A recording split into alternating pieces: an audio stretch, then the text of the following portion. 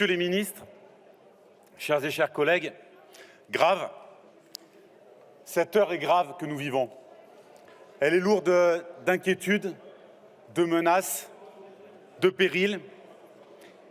Mais l'humanité, face à tout cela, est pourtant capable du meilleur. Et c'est de ce meilleur que nous devons être les œuvrières et les œuvriers. C'est des ténèbres les plus profondes qu'est née la sécurité sociale. C'était un aboutissement et un commencement. C'était un aboutissement parce que c'était l'étoile d'une lutte cruciale. C'était un commencement parce qu'avant ça, nous n'étions encore que dans l'antiquité de nos droits. Face aux aléas de l'existence, s'assurer mutuellement de chacun selon ses moyens, à chacun selon ses besoins. Rien de tout cela ne s'est fait dans l'insouciance, dans l'inconscience, dans la facilité.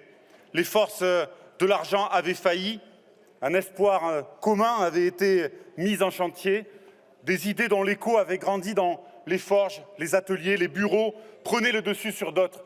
On voulait partager. Quelle formidable invention sociale, quelle formidable audace que le droit à la retraite. Avoir le droit d'être libéré du travail prescrit et toucher de quoi vivre quand même. Quel geste de civilisation, prendre soin de chaque personne humaine, d'un bout à l'autre de sa vie. C'est le travail qui crée la retraite. Et grâce à la sécurité sociale, il la crée pour toutes et tous. Le travail, ce magnifique geste d'humanité, de contribution sociale, de création, de partage, quand il n'est pas maltraité, quand on n'y est pas exploité, quand on n'y abîme pas sa vie. Le travail pour s'accomplir, mais avec la conscience qu'il n'y suffit pas. Le travail à sa juste place dans nos vies, des vies ouvertes à se retrouver, se rencontrer, s'aimer, se cultiver, créer, se dépasser. Des vies pour être libres et que ce ne soit pas réservé à quelques hasardeux élus. La retraite, cette perspective donnée à chacune et chacun d'un grand espace de liberté au bout de sa vie professionnelle, ce qu'Ambroise Croizat appelait une nouvelle étape de la vie. C'est bien ce droit qui est menacé, rétréci à chaque réforme, en nous expliquant que nos anciens avaient rêvé trop grand. Nos retraites, elles ont toujours coûté trop cher aux grands propriétaires de l'économie, aux grands propriétaires de nos vies, dès le premier centime. D'autant plus qu'elles sont soustraites au marché et à la spéculation, doublement qu'à gagner. Que nous disent-ils ceux et celles qui répètent en boucle que les jeunes n'y croient plus, qu'il faut réduire la voilure, mais pour qu'ils croient à quoi? Qu'ils croient à quoi ces jeunes qui rentrent dans le travail par la case Uber, par la case précarité, par la case galère? À des droits tout rabougris, à des droits en forme de matelas de camping pour amortir la chute, parce que, quel que soit leur talent, ils ne pourront pas, tous et toutes, devenir une star de la musique ou du ballon. C'est ça la promesse. Le projet libéral, à ce stade, c'est un système par répartition réduit à un filet de sécurité juste pour donner le change. Le nombre d'actifs par retraité baisse, disent les pourfendeurs du droit, comme si c'était suffisant à renoncer en se défiant au passage de la prudence des démographes. Notre société où la productivité du travail augmente de façon continue et où le prétendu coût du travail est allégé d'année en année, n'a-t-elle pas les moyens de préserver un vrai droit? Où vont les richesses supplémentaires produites? Dans les salaires? Dans les retraites? Non, elles vont principalement dans la grande poche sans fond des actionnaires. 10 milliards d'euros de plus en 2021 pour ceux du CAC 40. Ça suffirait à passer le cap de 2028-2032. Et ne pouvons-nous pas, si nous tenons à ce droit, choisir d'y consacrer une part plus importante des richesses? C'est un choix politique, c'est un choix de société.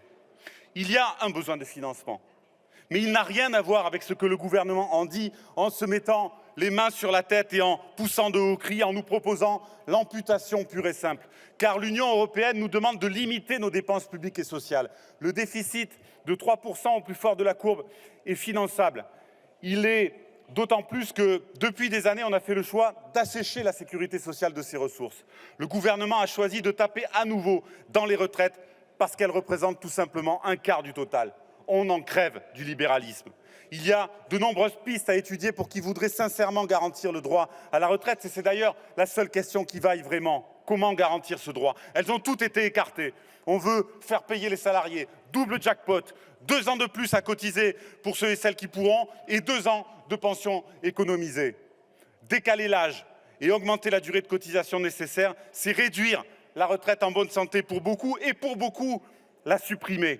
L'espérance de vie en bonne santé est à 63 ans. L'âge légal sera porté au-delà. Ce sera la retraite pour se soigner. Retraite par forfait, la retraite parce qu'on est au bout du rouleau. Le gouvernement veut nous voler nos meilleures années de retraite. Travailler 2 ans de plus, chacune, chacun peut mesurer ce que cela représente à l'échelle d'une vie. C'est 10% d'une retraite en moyenne. Tout le monde va passer à la caisse. Et parce que nous sommes inégaux devant l'existence, devant le travail, le prix à payer sera plus fort encore pour certains et bien évidemment encore plus pour certaines. Et ce sera encore plus vrai en Outre-mer. Vous n'allez rien sauver du tout. Le monde du travail a bien compris d'ailleurs la gravité de ce projet. Les organisations syndicales s'y opposent, le pays est en colère, le pays descend dans la rue, le pays se cabre. Ce projet n'a pas de majorité populaire. Il y a quelque chose à comprendre de ce qui est en train de se passer. Une donnée à intégrer même pour des néolibéraux. Le droit à la retraite est un droit intouchable. Il est dans le socle fondamental. La volonté populaire est de le protéger, de le bichonner, de le sacraliser. Le gouvernement le sait bien d'ailleurs, qui parle de justice, de progrès et d'équilibre et qui prétend vouloir le sauver. Si c'était vrai, tout le monde a bien compris que le contenu n'était pas conforme à l'emballage. Le gouvernement le sait bien, qui a décidé d'accélérer et de passer en force. Parce que, pour vous, choix de société et choix comptable se confondent, y compris à la faveur d'un texte budgétaire que vous nous présentez, le message envoyé au Parlement avec ce texte est clair. De toute manière, on fera ce qu'on veut, comme d'habitude. Alors, de quoi et pourquoi allons-nous discuter? Puisque l'essentiel du projet, le report de l'âge et l'allongement de la durée, ne sont, nous a-t-on dit, pas négociables. Allons-nous discuter des petites décorations bien insignifiantes qui ont été ajoutées autour? La dernière en date annoncée dans la presse hier confirme à quel point vous êtes en panique. Je dois à l'honnêteté de dire que pour nous non plus, ce n'est pas négociable. Nous n'en voulons pas et rien ne pourra rendre ce projet acceptable. Ne soyez pas fiers. Ne vous racontez pas d'histoire. Ne vous dites pas que vous allez ainsi agir pour le niveau de vie des retraités. La réforme ne s'en occupe quasiment pas. Ne vous dites pas que vous allez sauver le système, vous allez le fragiliser. Ne vous dites pas que vous allez mieux prendre en compte la pénibilité, la situation des femmes, les carrières longues, les difficultés en Outre-mer. Ce sera au mieux le statu quo. Et quand bien même, regardez le prix qu'il y aurait à payer. Ne vous racontez pas que c'est un mal nécessaire. Demandez-vous si vous voulez vraiment obliger les femmes et les hommes de ce pays à travailler 2 ans de plus. Combien nous disent, avant même d'être au bout, qu'ils n'en peuvent plus? Ils se disaient « quand je serai à la retraite » et désormais ils se disent « quand serai-je à la retraite ?» Et votre opération sert à les culpabiliser, comme si le droit à la retraite était indésirable, indu, exorbitant, comme s'il fallait n'occuper sa vie et ses rêves qu'à produire et à consommer. Mais nous avons dépassé le stade de ce désaccord. Il faut considérer la faille qui s'ouvrirait pour la République si ce projet, qui suscite tant d'opposition dans le pays, devait être poussé plus avant. L'esprit de responsabilité commande l'abandon de cette réforme terrible. L'esprit de responsabilité commande le retrait de ce texte illégitime. Vous devez vous rendre à l'évidence, à vrai dire, vous n'avez pas le choix. Il n'y a pas de chemin praticable. Vous devrez prendre la mesure de la volonté populaire. Et d'ailleurs, elle se rappellera encore à vous demain et samedi. J'écoutais voici quelques jours Ariane Ascaride lire des poèmes de Bertolt Brecht, celui-là même qui faisait observer avec une ironie féroce que si le peuple ne votait pas correctement, il n'y avait qu'à le dissoudre.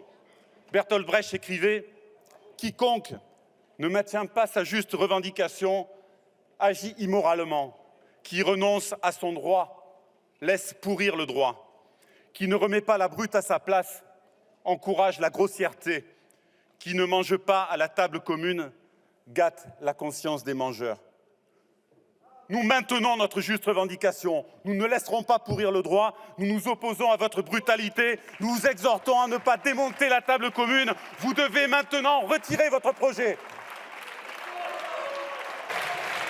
Je vous remercie.